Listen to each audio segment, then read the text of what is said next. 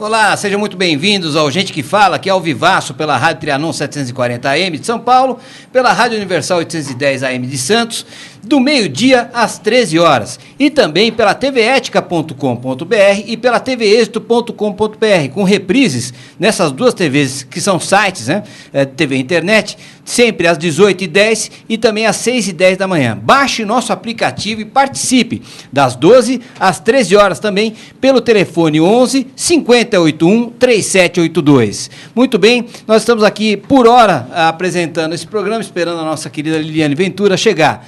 Vamos falar dos assuntos do dia nesta quarta-feira. Nesta quinta-feira, São Paulo recebeu o evento sobre boas práticas na adolescência. Adolescentes grávidas em Portugal são 1/3 do Brasil. O Brasil vacina adolescentes contra o HPV. A outra notícia: consultor diz que escola precisa falar mais sobre sexo. E os convidados de hoje são a psicóloga, a professora Paula Costa Neves, da Escola Superior de Educação do Instituto Politécnico de Coimbra. Seja muito bem-vinda aqui ao nosso programa de hoje, viu? Muito obrigada. Também a psicoterapeuta Cristina Perestello Vieira, da Unidade de Intervenção Precoce da Maternidade Bissaia Barreto, do Centro Hospitalar e Universitário de Coimbra. Seja muito bem-vinda aqui ao nosso programa. É um prazer tê-la aqui. Também conosco a psicoterapeuta e coordenadora, supervisora do programa Dá para Aprender, Lia Pinheiro. Seja muito bem-vinda também aqui ao programa Gente que Fala. E o nosso querido convidado, o doutor Xavi Abdushi, urologista. Seja muito bem-vindo. Obrigado. Muito bem. Começando o nosso programa com os assuntos que são os assuntos do dia. A cidade de São Paulo foi sede do primeiro Seminário Internacional de Boas Práticas na Adolescência em país de língua portuguesa. Evento este realizado no Palácio do Governo. O evento discutiu temas como saúde, gravidez e prevenção à violência, entre outros. Como foi o seminário e qual a importância dele? Essa pergunta nós começamos aqui a falar com a psicóloga e professora Paula Costa Neves, da Escola Superior de Educação do Instituto Politécnico de Coimbra, né? É isso? Sou eu. É isso, né? Desculpe, perdão, eu estou aqui perdido no nosso cenário aqui, tudo bem? Como é que foi este evento, que é um evento importante, né, com relação a países de língua portuguesa, sobre um assunto, obviamente, de extrema relevância, né, para a infância e a juventude? Sim. Bom dia, muito obrigada pelo convite. O evento decorreu muito bem, foi muito importante, porque houve a participação de pelo menos 2 países e 2 organizações internacionais que promoveram o debate sobre esta temática, que é multifacetada. Foi muito importante, todas as comunicações foram muito relevantes e contribuirão com certeza para encontrar formas de intervenção e de atuação conjuntas no âmbito, neste caso, da língua portuguesa, dos países de língua portuguesa. É importante este tipo de debate a respeito das boas práticas, porque, na verdade, de uma forma ou de outra, acabam, obviamente, traduzindo uma conscientização, não só das jovens, mas como também de toda a sociedade, evitando-se, né, doutora Cristina Perestello Vieira, evitando-se, inclusive, abusos, né, que são cometidos não só no Brasil, mas em outros países de língua portuguesa, não é isso? A possibilidade, de facto, de reunirmos uma série de profissionais que trabalham em sítios tão distantes, não é? Como Portugal, Brasil. Aqui no Brasil percebi que muitas pessoas vinham do interior e, portanto, estamos todos muito longe fisicamente, mas, de facto, juntos com um tema que nos uniu ali, não é? Que é as nossas adolescentes e o que nos preocupa em relação às nossas adolescentes. E, de facto, momentos destes de partilha de experiências e de conhecimentos acerca desta temática são muito enriquecedores, e nomeadamente para a nossa própria intervenção e delinearmos até projetos, como dizia a professora Paula, em conjunto, de maneira a podermos prevenir ao máximo situações de risco que possam curto-circuitar, se é assim que se diz. Sem dúvida. Portanto, criar curto-circuito num desenvolvimento que à partida poderia ser normal e saudável para aquela adolescente. Portanto, evitarmos ao máximo que as gravidezes ocorram, que os abusos ocorram e que as pessoas possam ter melhores vidas dentro daquilo que conseguirem fazer. Perfeitamente, muito bem colocada essa questão, inclusive porque hoje vivemos nesse mundo globalizado, em que a informação corre rapidamente, mas os problemas também são identificados, apesar da distância, e são muito parecidos, são muito semelhantes, com relação à questão da violência, com relação à falta de informação, com relação a essas questões atreladas à boa prática, que, na verdade, quer dizer, né, o bom convívio social. Não é, professora Lora Pinheiro, né? Lia Pinheiro, desculpe aqui. Imagina.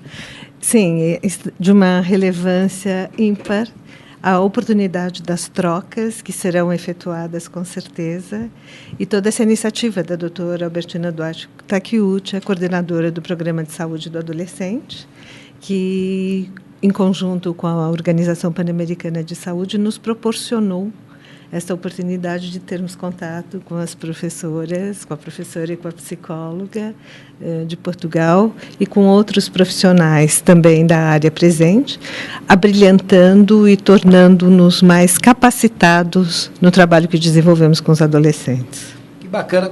Quantas pessoas aproximadamente, antes de passar a palavra ao Dr. Shafi Abduch, quantas pessoas participaram deste seminário como profissionais são, ao que tudo indica, são pessoas de várias áreas, vamos assim, uma equipe multidisciplinar, doutor Shafi Abduch. Essa experiência envolvendo a psicoterapia, a medicina, o serviço social, enfim, essas áreas integradas, e aí eu como integrante do sistema judicial, como promotor, membro do Ministério Público, as autoridades de outros países que também integram, por exemplo, aqui em São Paulo nós temos a Promotoria da Infância e Adolescente, né? Enfim, temos alguns programas bastante interessantes. Estão integrados não só essa área de medicina, serviço social, essas áreas multidisciplinares, todas elas estão integradas nesse seminário? Estão participando. A integração é um processo que tem que ser desenvolvido. As boas práticas, elas são chamadas de boas práticas porque mudaram os indicadores. Por isso que elas são boas práticas. E por isso esta integração nos países da língua portuguesa, porque eles lá também têm boas práticas e nós também temos. E nós temos que nos conhecer. Uma das boas práticas de qual eu sou responsável no programa do adolescente são as atividades grupais, onde um adolescente vai dando contorno e limite e um vai ensinando ao outro numa comunicação entre pares. E é isto que esta mudança de indicadores de diminuição no estado de São Paulo da gravidez na adolescência, a diminuição da contaminação pelo HIV, a vacinação... HPV, né? Do HPV. HPV agora, que estamos começando com muita controvérsia, mas sempre tem controvérsia quando se inicia um processo que ninguém conhece. Essa iniciativa, e aí eu faço a pergunta a vocês, esse seminário ele passa a ser algo que, por vez primeira, realizado no Brasil. Esse tipo de trabalho já vem sendo desenvolvido em outros países, especialmente em Portugal. Da onde nasceu a ideia de se congregar? Porque eu acho bacana, nós na área jurídica já temos essa interface Brasil-Portugal, né? Nós temos até uma comunidade luso-brasileira de juristas, né? Que ora estão aqui, ora estamos lá, enfim, e é bastante interessante. Quando surgiu essa ideia? De quem é a ideia aqui na mesa dessa... do doutor Albertina. Não está aqui. Não está aqui. Mas quem pode, então, dizer aqui? Doutora... Albertina. A doutora Albertina Duarte foi a grande impulsionadora desta ideia. Ela fez um contacto, ela tem tido já contactos connosco, nomeadamente com o professor Rui Paixão da Universidade de Coimbra. Ela já esteve lá o ano passado a fazer uma conferência e ficou pensado, combinado que se deveria avançar para encontrar formas de partilhar tudo o que nós vamos aprendendo, sabendo, testando, e lá em Portugal e também aqui. E depois sobre o patrocínio da OPAS, com a iniciativa, como disse, da doutora Albertina, agregou. Penso que inicialmente estaria também previsto um outro país neste seminário, que há bocadinho perguntou envolveu quantas pessoas, estavam mais de 1000 pessoas. Que bacana, mais de 1000 pessoas. No Palácio dos Bandeirantes, que vieram de todo o estado de São Paulo. E outros estados também. E outros estados da Federação. Também, que bacana. De várias profissões. Eram médicos, assistentes sociais, educadores, psicólogos, inclusive passando as imagens aí do evento. Sim. Sim. Portanto, foi um dia muito, muito interessante de partilha de muitas experiências, que esperamos que seja o primeiro de muitos Primeiro outros de muitos. Vocês realmente falam não só aqui em substituição a Liliane Ventura no Gente que Fala, mas como membro do Ministério Público de São Paulo, fico muito feliz com esse tipo de iniciativa, porque as nossas crianças, os nossos adolescentes são muitas vezes privados das informações por uma série de problemas e acabam sendo vítimas desta sociedade. Precisamos como um todo, integrar com o Ministério Público. Com certeza. Eu sou da área do patrimônio público social, cuido de uma outra área que está atrelada a essa, né? Que é exatamente o combate à corrupção, mas nós temos excelentes colegas na área da infância e juventude. Eu vou até levar isso a conhecimento do nosso procurador-geral, porque isso realmente é muito gratificante. Nossa equipe de advogados né, que trabalhavam a cidadania e outras questões, que só quem tem a formação em direito poderia ajudar. Exatamente. Olha, fantástico. Eu fico realmente bastante surpreso.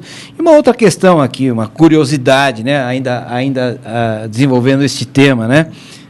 Fui pego de surpresa aqui, como já disse, para apresentar esse programa, mas este evento que reúne essa questão das boas práticas na adolescência, alguém teria aqui uma estatística de qual país de língua portuguesa em que se desrespeita mais o adolescente, especialmente países talvez da África, ou se tem uma estatística a respeito desses abusos, dessa falta de informação, dessa falta de perspectiva política, inclusive, de apoio às meninas, enfim, à juventude como um todo? Alguém teria esse dado ou não? Não tenho, assim, objetivamente. O que a gente pode estar contribuindo é que nós temos uma pesquisa feita também com subsídio da Organização Mundial de Saúde, e nós chegamos à conclusão, foi feito com 2.000 adolescentes de todo o estado e de todas as regiões, e chegamos à conclusão de que não é falta de informação, mas é falta de formação, né? A informação eles têm até de sobra.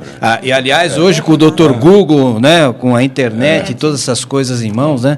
Aliás, nesse mesmo sentido, uma outra notícia importante, uma pesquisa recentemente realizada pela Organização das Nações Unidas, a ONU, mostra que Portugal tem, por ano, uma média de 16 partos a cada 1.000 adolescentes entre 11 e 19 anos. O número é considerado alto para os padrões europeus, mas é menos de um terço do Brasil, cuja média é próxima de 50 partos por 1.000 adolescentes. Repetindo, 50 partos por 1.000 adolescentes.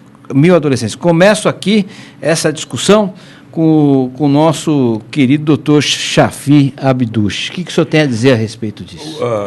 No estado de São Paulo, que nós temos uma rede com uma estratégia que se chama Casa do Adolescente, com trabalhos em grupo, com trabalho de elevação da autoestima, que é a segurança do jovem de poder dizer não, não é?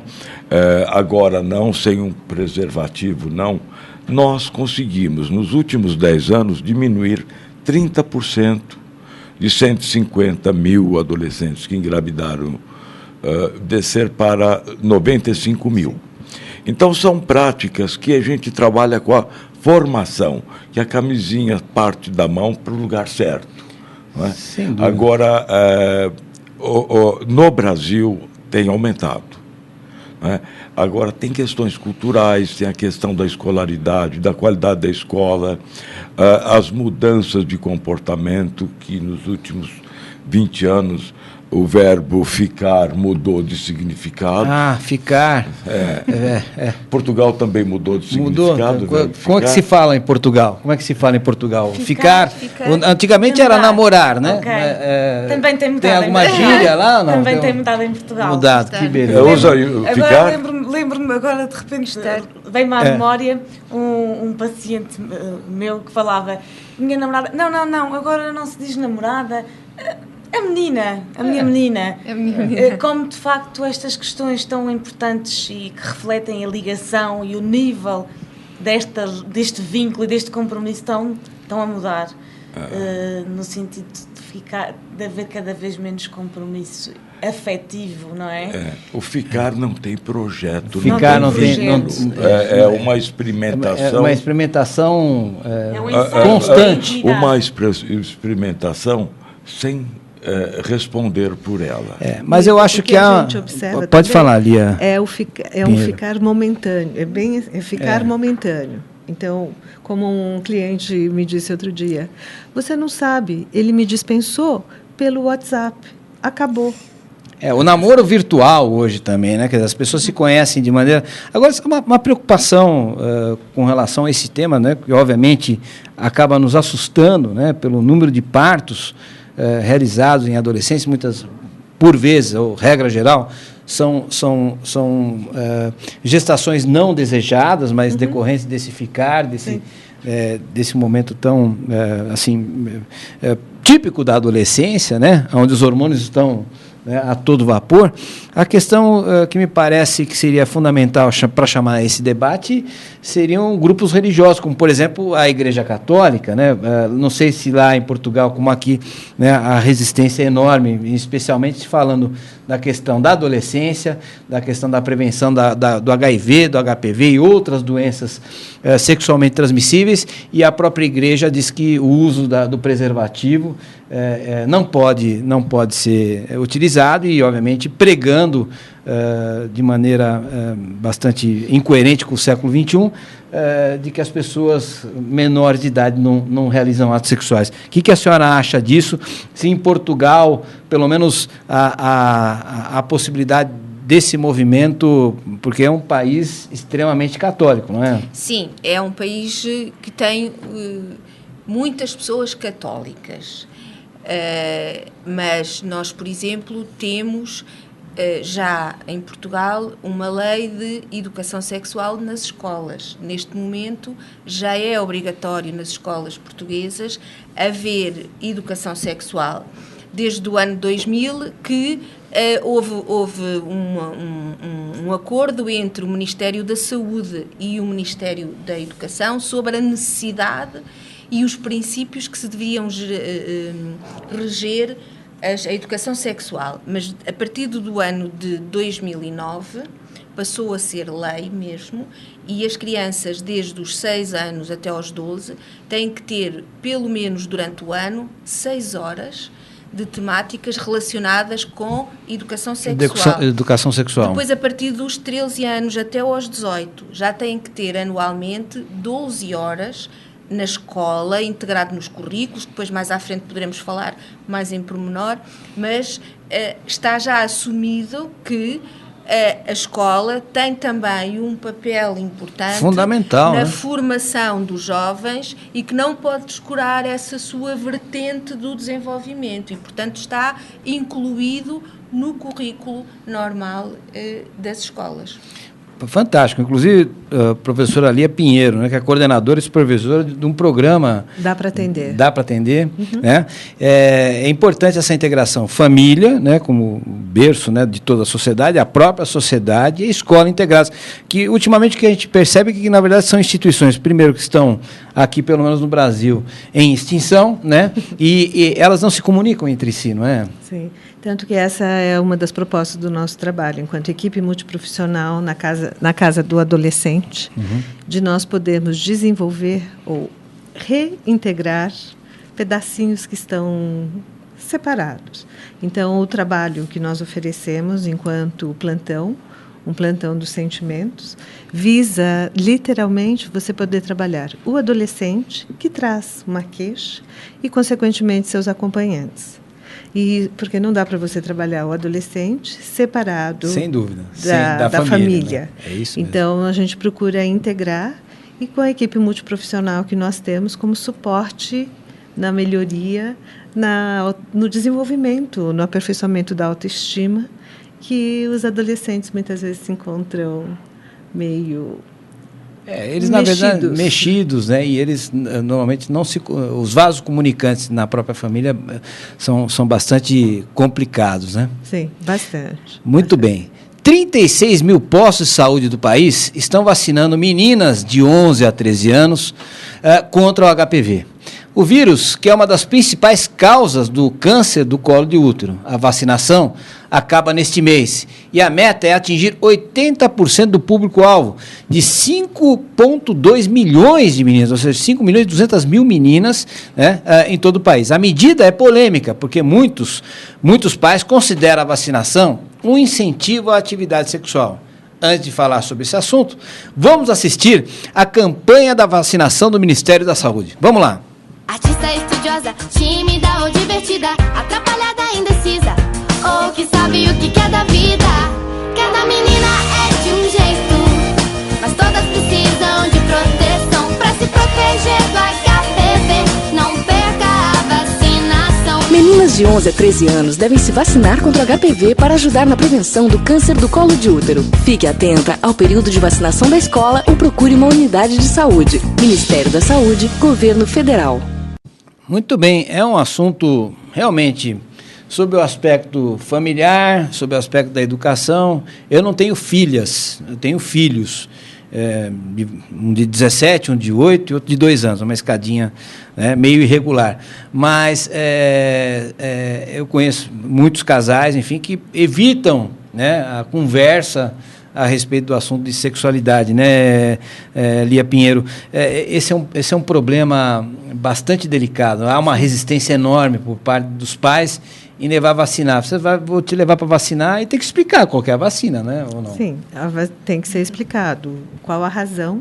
Mas é interessante, o que a gente observa é que as meninas, elas, nessa faixa etária de 11 a 13 anos de idade, elas estão cientes.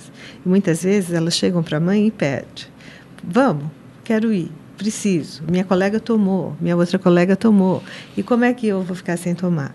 Então, é aí que a família tem que se conscientizar que é necessário passar as informações, porque, como você mencionou, o Dr. Google está aí. O Dr. Google... Então, se eu não comento em casa sobre sexualidade, se eu não passo as informações, o Dr. Google vai passar as informações, muitas vezes não adequadas, não apropriadas para elas. E aí a gente começa a ter uma série de problemas que poderiam ser sanados se a gente, enquanto pais, enquanto profissionais da área da saúde, nós conseguimos ter acesso a essas informações que se fazem necessárias nessa faixa etária. Me permite complementar? Vamos lá, doutor Chafi, por favor. Quando começou a campanha, nós estávamos recebendo as meninas com os acompanhantes. A maioria dos acompanhantes, pais e mães, né? Principalmente mãe. Nós fizemos grupos antes delas serem vacinadas, justamente para pegar esse perfil do que eles diziam, né? O que eles diziam é o seguinte: todos conheciam e sabiam o que era a vacinação do HPV. Que bacana. Todas. Não tinha... O grupo era composto de 15 a 20 integrantes E todos sabiam, não é, Lia? Todos. Antes de ir para a vacinação. Então, o conhecimento, eu não sei se é o doutor Google ou é a doutora televisão. Não é? Os programas hoje cada vez mais, né? E também a iniciação sexual está sendo feita de uma forma um pouco mais natural, não tão culpados, não como algo errado. Como um pecado capital, né? Não. Essa questão que a gente traz como um ranço da igreja, né? Eles já vão como algo mais natural, mais espontâneo. Mas, muitas vezes, não estão preparados para se protegerem, né? De uma contaminação, de uma doença sexualmente transmissível, ou uma gravidez que não é desejada, mas pode ser desejada, mas não é planejada. Não é planejada, né? Aliás, doutora Cristina Perestelo Vieira, né? Lá em Portugal, essas campanhas de vacinação, enfim, de conscientização da juventude, e até porque Portugal, é um país envelhecido sob o aspecto, né, da população, né? Se há muita resistência a esse tipo de campanha, ou lá, em decorrência da abertura, né, do mercado, enfim, da globalização, essas coisas, não especialmente em Lisboa, né, mas em cidades menores, como aqui no Brasil também, nós somos as grandes capitais. Cada cultura possui suas próprias. Se isto, de alguma forma, é visto com muita resistência pela população. Eu julgo que não, quer dizer... Conseguir emprego e finalmente é exercer a prostituição. Eu estou mais ligada a um serviço que recebe estas adolescentes quando tudo já aconteceu. E elas vêm grávidas. Já está consumado. E vêm com outras questões. Mas julgo que não há grande resistência e que, de facto, cada vez mais há uma maior consciencialização da importância da vacinação e há uma grande procura. Não encontro essa resistência na maternidade, nem nos locais de saúde, não me parece. Agora, estávamos aqui a falar da informação e da informação. Se elas têm ou não informação, não é? E o que eu percebo, quando elas chegam até mim, já passaram por esta fase da informação, não é? E vêm grávidas. Sim. E o que a informação é estou grávida, né? A informação é estou grávida, não é? Eu sabia que tinha a camisinha, como vocês chamam aqui, uma série de métodos contraceptivos. E aquilo que eu tenho percebido na minha prática clínica diária é que muitas vezes e cada vez mais as grávidas adolescentes em Portugal que chegam até nós, ao nosso serviço, de facto são meninas que por alguma razão na vida delas, inconscientemente ou não, aquela gravidez traz qualquer coisa de novo e desejado. Sim. Portanto, são meninas que já vêm com um percurso de vida maltratado e é machucado e que talvez veem naquela gravidez um projeto de vida ou algo que as vai salvar. Eu imaginava que em Portugal elas viessem mais bem cuidadas do que aqui. Não. Cada vez mais o risco social, quando falamos em risco social, falamos em adolescentes que vêm de famílias de uma grande vulnerabilidade social, onde predominam fatores de negligência extremos como toda aquela negligência que não permite a prestação dos cuidados básicos necessários ao bom desenvolvimento do ser humano. Vêm daqui, vêm de sítios onde muita coisa já falhou no processo desenvolvimental. A estrutura familiar já apresenta suas rupturas, né? Seja lá ou aqui em qualquer parte do mundo, infelizmente. Doutora Paula Costa Neves, né? A senhora, como professora e psicóloga da Escola Superior de Educação do Instituto Politécnico de Coimbra, a preocupação na formação, acho que essencialmente, né, dos professores com relação a essas questões todas, como Portugal trata esse assunto, a comunidade acadêmica, né, ou seja, as universidades e as próprias diretrizes de política educacional de Portugal nesse sentido, elas realmente estão priorizando essa educação sexual? Sim, estão não só na formação dos professores em si, como depois nas práticas, nas escolas. Como eu tinha dito, esta lei que agora está em vigor foi muito discutida na sociedade civil, porque não havia consenso. Sim, deve haver educação sexual, mas o que é que lhes vão ensinar na escola?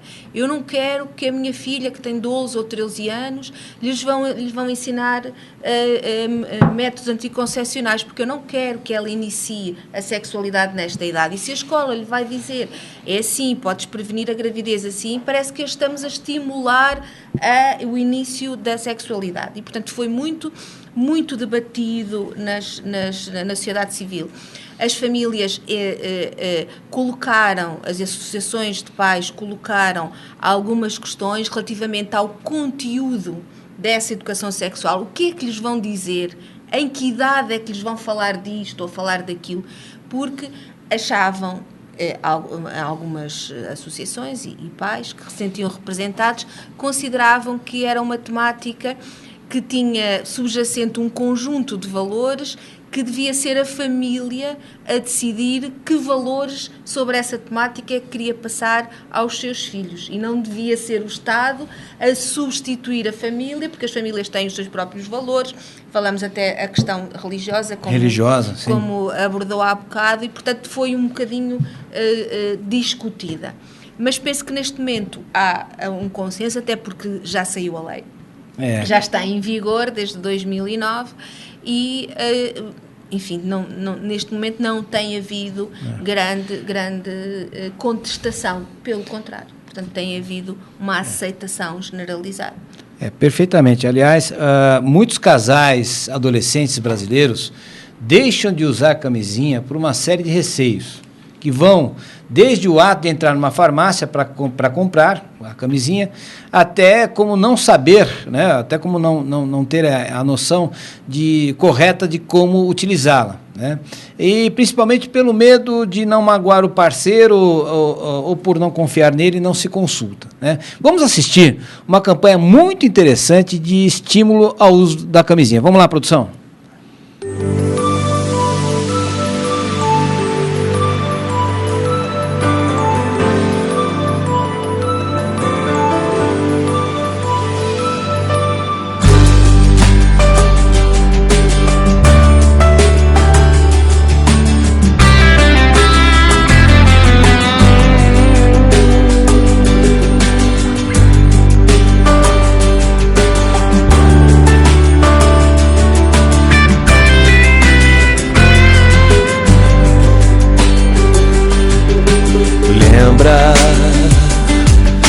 Já te fiz feliz.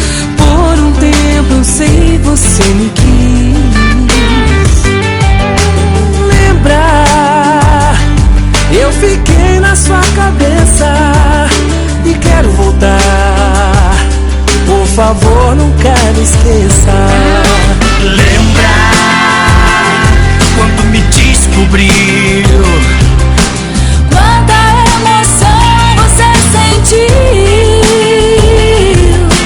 Eu sei, a esperança não tem fim.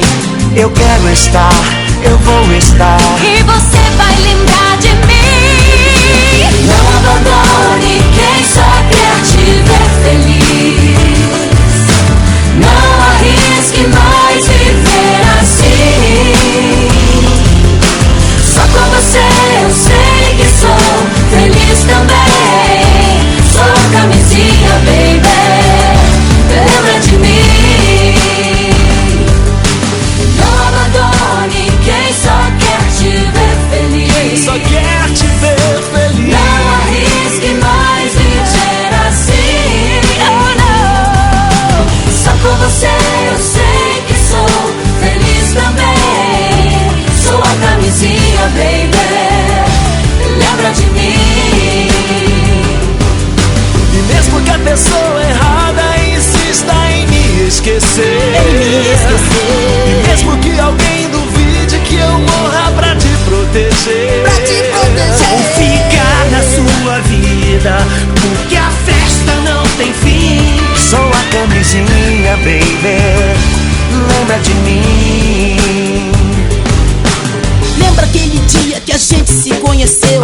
Eu na minha, você na sua, o mundo parecia seu. Lembra quando a gente formava um par perfeito? A diversão era noite e dia, preocupação ninguém sentia. Porque a gente tava junto, porque a gente tava perto. Então lembra de mim, me tira do caminho e faz o certo. E mesmo que a pessoa errada insista em me esquecer, mesmo que alguém duvide que eu morra pra te proteger, vou ficar na sua vida, porque a festa não tem fim. Sou a camisinha, baby. Lembra de mim, sou a camisinha, baby.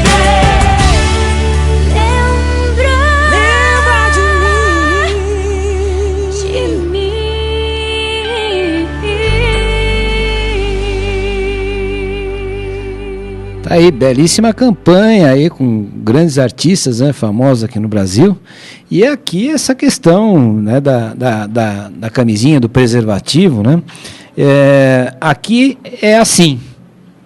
Em Portugal, doutora Cristina, a senhora que recebe já as meninas que não usaram a camisinha, também é assim?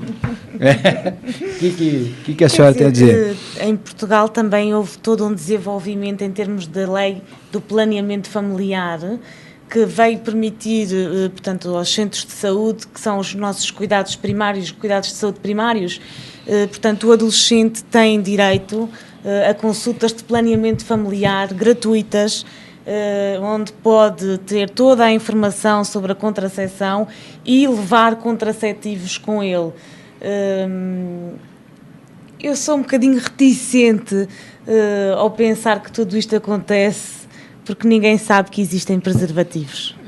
Realmente, nesse mundo globalizado, né, fica bastante complicado, né, doutora Lia Pinheiro, aqui no Brasil, assim, eu vejo meu filho de 2 anos e meio, ele já mexe nos aplicativos, o iPad, iPhone, não sei o quê, computador, televisão, o tempo todo, a informação está ali saltando aos olhos de todos, né? Quer dizer, será que é falta de informação ou, na verdade, é preguiça mesmo?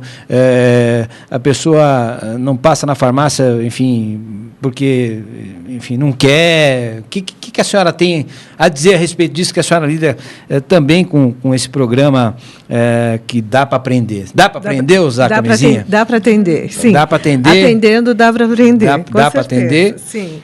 O que nós observamos, nós realizamos uma pesquisa, o Programa Saúde do Adolescente realizou uma pesquisa, são várias pesquisas realizadas, mas uma das nossas primeiras pesquisas foi constatado que o fato de não usar a camisinha é que o menino tem medo de falhar e a menina tem medo de não agradar. Então, nós precisamos trabalhar com o que a gente vem realizando desde então, desde os resultados dessa pesquisa, para trabalhar o conceito que não vai falhar porque usou e não vai agradar porque também não usou. Então, esses conceitos, e é interessante quando os clientes, quando os meninos ou as meninas, os adolescentes nos procuram e dizem, eu estou apaixonada, estou com alguém e já já tenho vida sexual, e se você pergunta, e o que você, como é? Não quero saber como é a vida sexual, mas o que você faz, não é o ato em si, mas o que você faz. Eu sei, e você sabe o quê? A gente tem que usar camisinha, a gente encaminha para passar no ginecologista, se já está com uma vida sexual ativa, tá bom. Mas sabe, tem hora que não dá. Sim, tudo tão rapidinho que não dá. E aí acontece. E acontece o quê? Aí acontece a barriga, e vem, porque foi rapidinho. Então, o que a gente observa é que eles têm a informação. E os postos de saúde, eles distribuem a distribuição da camisinha. Então, a gente precisa trabalhar a questão do acolhimento e não colocar questões preconceituosas quando o adolescente vem pedir uma camisinha ou vem solicitar. E esses medos, né, Lia, a gente também infere que está intimamente ligado à sua autoestima. A autoestima. E aí, que é a segurança de ser. E o adolescente é uma fase de transição. E essa fase de transição é da insegurança, não é? Mesmo na gente.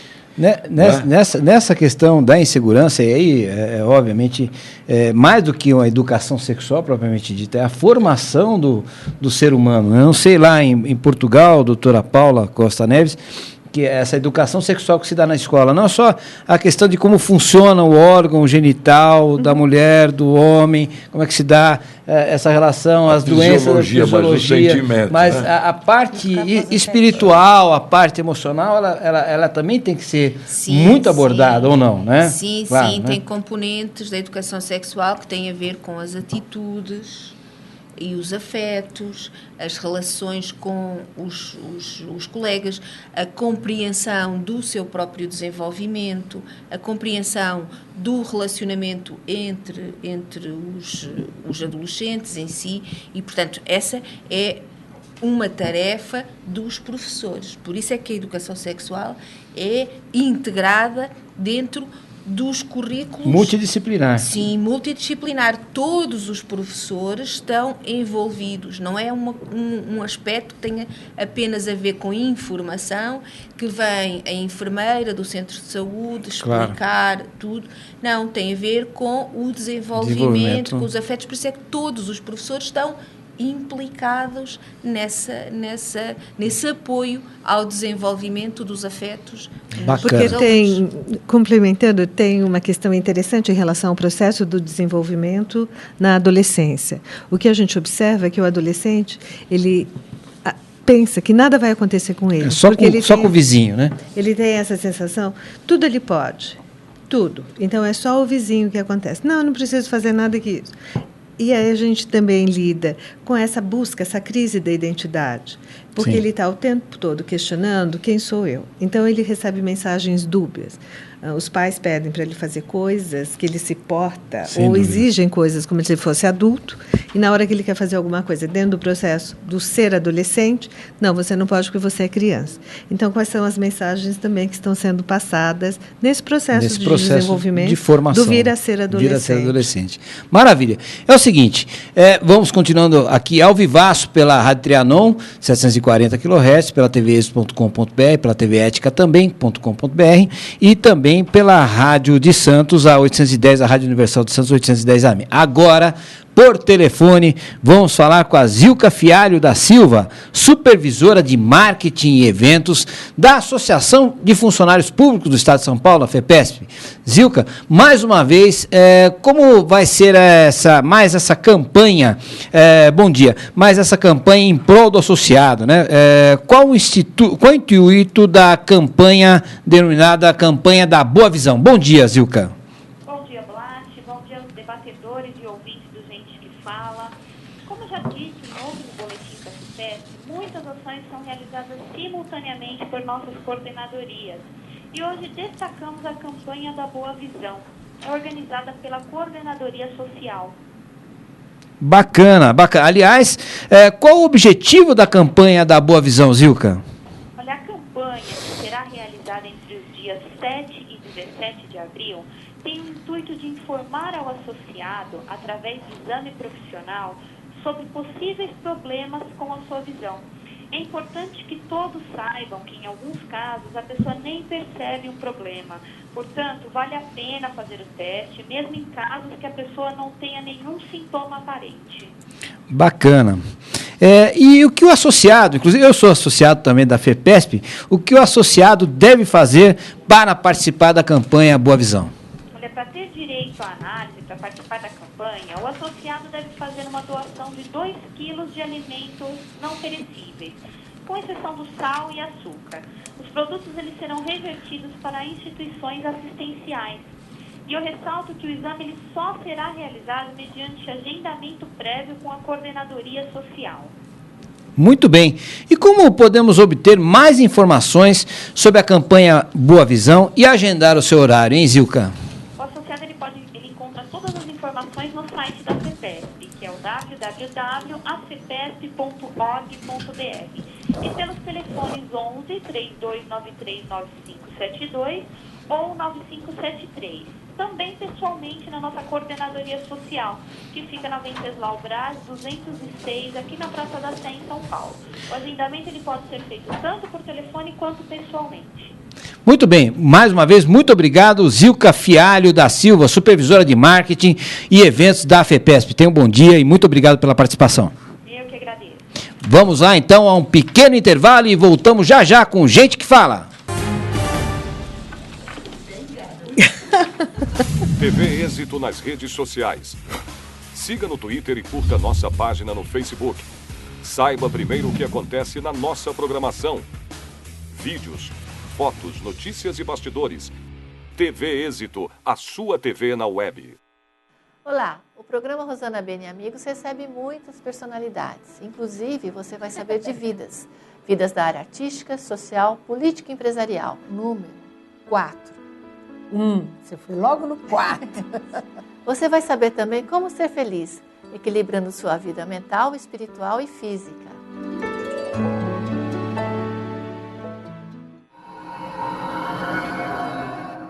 Olá, eu sou Lívia Genari, médica pediatra, e estou aqui também na TV Êxito falando sobre qualidade de vida. E lembre-se, viva com saúde!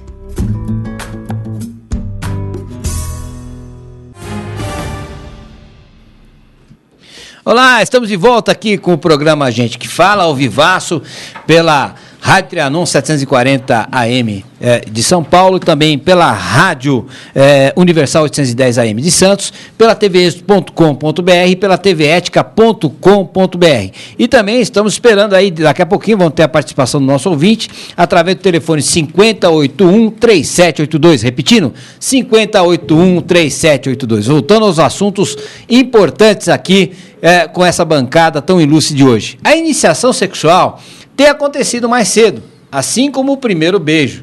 Para o grande amigo Dr. Drauzio Varela, essa precocidade é estimulada por internet, TV, imprensa falada e escrita, e até por muitos pais que, por exemplo, aplaudem a dança erotizada da menina de 5 anos, mas se assustam quando ela, aos 10 anos, começa a namorar. Ou seja, vivemos hoje uma sociedade muito erotizada, doutor Shafi Abduch? Eu acredito que sim. A erotização precoce é um fato. Mas nós não podemos esquecer também do mandacaru quando flore lá na seca. Não tá certo. Não é? Que é a situação do desejo, que é bastante pertinente, que para os nossos avós, bisavós, não havia nenhum problema de engravidar aos 14, 15 anos. Sim. A questão é... E ter 25 filhos, né? 25 filhos. A questão é a idealização de alguns pais, eu não vejo, né, a mudança do eixo da autoridade paterna, que a internet devassa esta autoridade e não tem volta. Nós temos que dar conta disso daqui para frente desta forma. Mas a erotização precoce é um fato. Eu não sei se ela é boa ou se ela é ruim, nós vamos medir no tempo. A mudança, ela realmente é drástica, pelo menos das nossas gerações. Eu tenho hoje 50 anos de idade e a iniciação sexual dos meninos vez é mais baixa. Era completamente diferente, né? Se estimulava, inclusive, que os meninos buscassem, por exemplo, casas de prostituição para ter sua iniciação sexual. E você sabe que isso mudou até a fisiologia, porque a menarca, cada vez que passa, está com idade mais baixa.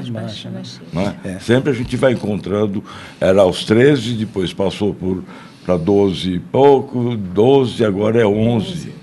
Para o nosso querido internauta, o nosso ouvinte, enfim, todos aqueles que estão nos assistindo ao vivaço, vou fazer uma pergunta aqui para a doutora Paula Costa Neves, até a título de curiosidade. Aqui no Brasil, a erotização pelos meios de comunicação é uma coisa gritante, né? São os programas em pleno horário nobre, as novelas que também passam lá em Portugal, mas aqui, pelo menos no Brasil, parece que fugiu dos limites. Lá em Portugal há uma espécie de controle ou não a respeito do conteúdo que é repassado, especialmente pela televisão, para a adolescência, com relação a esse excesso de erotização.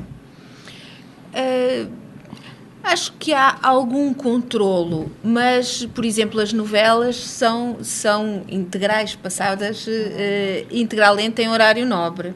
E, portanto, aí só se for na escolha da própria novela.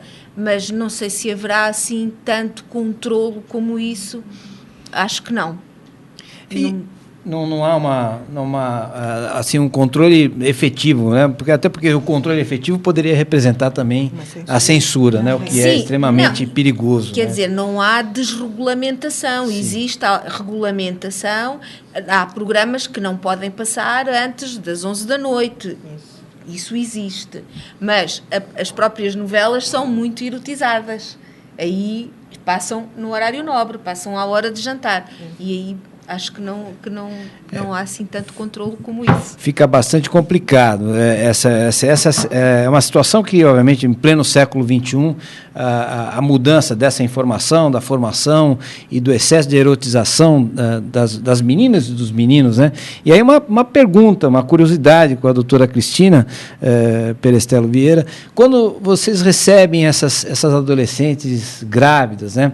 A frustração, elas apresentam muita frustração exatamente por conta desses atos sexuais ou queridos ou desejados e que de repente não sentem o apoio necessário nem do parceiro, né, que teve a relação e enfim, muitas inclusive pelo a primeira relação ou o primeiro namorado ou o primeiro ficar, né? Existe uma estatística lá em Portugal de como essas coisas têm se desenvolvido, ou seja, as meninas que chegam ao seu consultório, regra geral, elas já têm uma atividade sexual ou são muito inexperientes ou não há como medir essa questão entre as adolescentes?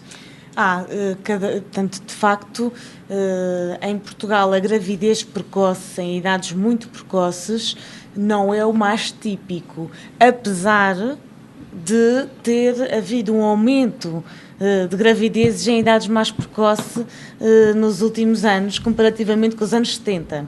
Portanto, diminuiu a taxa de natalidade de mães adolescentes, de 70 até o momento atual, mas aumentou as grávidas com 12, 13 e 14 anos. Antigamente não havia tanto com estes. No entanto, de facto, é mais comum as grávidas adolescentes terem idades entre os 16 anos ou mais. Portanto, não é muito comum grávidas com idades tão precoces. Mas também existe. E ainda ligando o que nós estamos a conversar com o que estávamos a falar anteriormente, que é como é que podemos gerir toda esta exposição a estes meios de informação que invadem as nossas casas, invadem os nossos adolescentes. Eu penso que cada vez mais estamos a chamar para o palco a família. A família é fundamental. A família. E o que é que a família pode fazer em casa para que estes adolescentes, estas crianças e futuros adultos possam gerir toda esta informação com que se estão a confrontar e as questões que nos levanta, e portanto julgo que é cada vez mais no ninho da família que estas coisas podem ser integradas, pensadas e portanto dando-nos segurança para deixá-los ir. Perfeito. Doutora Lia Pinheiro, lá no programa, lá, dá para atender? Dá para atender? Dá. E dá para entender que um pai, né, erotiza a dança da menina da dança da garrafa com 5 anos, o leque, sei lá o que, baile funk, e depois quando a menina chega em casa pedindo para ser vacinada pelo HPV, ou então pedindo uma camisinha emprestada, enfim, né, a coisa degringola, é isso? Sim, vai um pouco nessa linha, porque é bonitinho, tem 4 anos, 5 anos, olha como ele é bonitinha, como dança, como requebra, mas com 10, 11 anos, não, você já não pode fazer isso. Então, esse é todo o posicionamento ambivalente que eu comentei um pouco antes, onde coisas que eu posso fazer, mas outras coisas que eu poderia fazer por causa da minha idade, mas a família retrai, a família segura. Então, uma das nossas propostas enquanto trabalho é poder realmente trazer a família para o atendimento e não ficar restrito único e exclusivamente ao adolescente, à adolescente isoladamente. Porque a gente sabe que sozinho não conseguimos nada. E também o trabalho em grupo. Isso é muito importante, porque no grupo, você tem a oportunidade de vivenciar situações que muitas vezes não diz respeito único e exclusivamente a você, mas você tem compartilhar experiências, momentos, tanto os grupos de adolescente como com os grupos de pais ou acompanhantes. Que é isso que nós procuramos desenvolver nos trabalhos que realizamos na Casa do Adolescente. Muito bacana. Inclusive, nosso tempo está quase estourando e temos muitas perguntas de ouvintes. Eu vou fazer rapidamente a pergunta e vou pedir ao nosso convidado que responda de maneira rápida, infelizmente, porque o programa acaba 13h. Esse programa, na verdade, tinha que ficar a tarde toda, porque é um programa delicioso. O tema é palpitante, né? Com relação a essas questões envolvendo nossos adolescentes. A Patrícia dos Anjos da Lapa pergunta para a doutora Paula Costa Neves: qual é hoje o papel da religião católica na formação de crianças e adolescentes em países de língua portuguesa, doutora? Países de língua portuguesa, posso falar de Portugal. Em Portugal é um país maioritariamente católico, mas a religião católica não é obrigatória e, portanto, as escolas oferecem a religião católica, mas nem todas as crianças frequentam, porque é opção. E, portanto, aí os pais podem optar porque as crianças frequentem essa disciplina, e aí nós sabemos que os professores de religião e moral católica abordam também esta temática na perspectiva deles. Mas nem todas as crianças frequentam isso, e, portanto, ficará mais ao critério das famílias decidirem onde é que querem colocar os seus filhos e onde é que querem que eles abordem estas temáticas. Muito bem. A Maura Cruz de Pinheiros para a doutora Lia Pinheiro, né? A infância no Brasil está perdida? Um triste fato que ocorre não só pela TV, pela imprensa, né? Como dentro das próprias casas. No meu tempo, as meninas faziam do corpo um templo. Hoje, a banalização, a falta de uma estrutura familiar e o descaso dos governos contribuiu muito para essa erotização, ela quer dizer, pelo jeito, né? Qual é a sua opinião, rapidamente, doutora Lia Pinheiro? É o que nós estávamos comentando a respeito dessa erotização, da criança pequena ser bonitinho e fazer, do mais velho não fazer. Então, o que precisa é uma conscientização, é um diálogo, e a família estar presente nas trocas de informações. Não só o Dr. Google, não só passar a tarde toda na internet, no Facebook, isso e aquilo, mas do diálogo. Porque o que a gente observa muito hoje, Maura, é a situação... As pessoas não conversam nem estabelecem mais contato visual, porque ficam o mundo todo está centrado nos smartphones, nos tablets e tudo mais. Então, a gente precisa resgatar essa situação da família e as trocas que acontecem. Perfeitamente. A Ângela para o doutor Chafi. O senhor, como médico urologista, acha que os adolescentes não usam camisinha por falta de conhecimento ou vontade? Já ouvi vários depoimentos de meninas amigas da minha filha que dizem que não usam porque incomoda. É aquela velha história de chupar bala com papel, desculpa a expressão, horroroso, né? Horroroso, né? Está fora de moda. Então, rapidamente, doutor Chafi. A maioria está usando. Graças a Deus. Aparecem os que não usam, né? Os que não usam, mas a cultura é usar, é como pôr o cinto de segurança. Nós temos dificuldade, eu tenho 60 anos, é difícil colocar. Meus filhos já colocam como ato contínuo. Como nós vamos terminar, eu só queria usar um segundinho. Amanhã, esta mesa vai estar no Hotel Casagrande discutindo as boas práticas. Como Santos, lá no Guarujá? Lá no Hotel Casagrande. Que maravilha. Então vai estar doutor Rui, que também é de Coimbra, doutora Albertina. Então, quem quiser participar ao vivo, né, estão convidados. Mas eu acho que essa questão de bala com papel, já não se fala, cada vez se escuta menos. Cafona. Está demodê. A Vera, do bairro de Santa Cruz, para a doutora Cristina. Em relação à precocidade sexual das meninas e meninos, tem a seguinte opinião: a culpa, antes de mais nada, é dos pais. Eles deixam os adolescentes fazer o que têm vontade. Essa moda de funk, que deixam jovens se transformar em mulher, destrói não só a infância, como o respeito delas próprias com o seu corpo. O que você acha? Rapidamente, doutora, que nós estamos chegando ao final do nosso programa. Rapidamente, concorda 100%, e de facto uma gravidez na adolescência interrompe um processo desenvolvimental a vários níveis. Eu gostaria de dizer mais, mas não tenho tempo. Que pena. Venham amanhã. Que pena, o nosso programa acabou. Agradecemos a presença de Paula Costa Neves, da Cristina Perestelo Vieira, também do doutor Shafi Abdushi e da doutora Lia Pinheiro, que estiveram aqui nesse programa com a coordenação, direção-geral do jornalista Fausto Camunha, a diretora de produção Zenilda Salvato, a redação de Rayala Brandão e Pedro Schiavon, na pauta o Zé Carlos Cicarelli, no som Neildo Neres e Cléo Rodrigues, na técnica Fernanda Cataldi, Fernando Duarte, Felipe Batista, Renato Borges, Douglas Dantas e Benê Benê. Tchau e até a próxima, se Deus quiser. Valeu!